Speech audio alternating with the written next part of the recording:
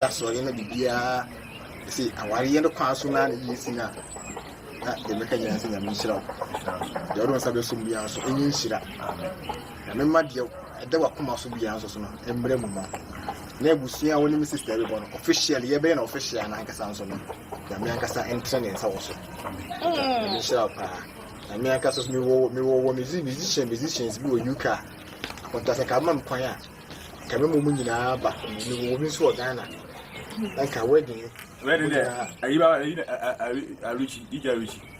Oh, Italy. Oh, okay. The man in France, man, tell me they are. Okay.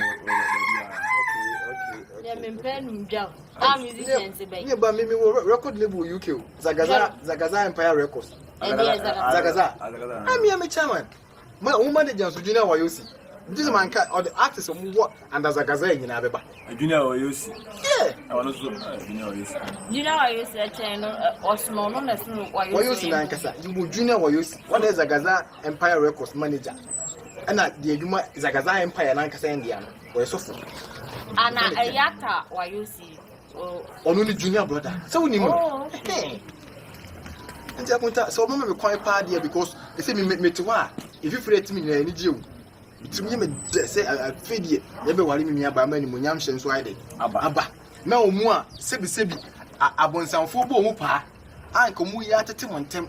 Omo na mo dese, omo say omo di ma contact omo nim say we need vision of getting married to my sister no. Contact finally. So be ware no. No mu nyina ni ewu.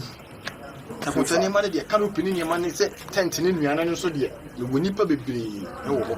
I'm gas over Famuka.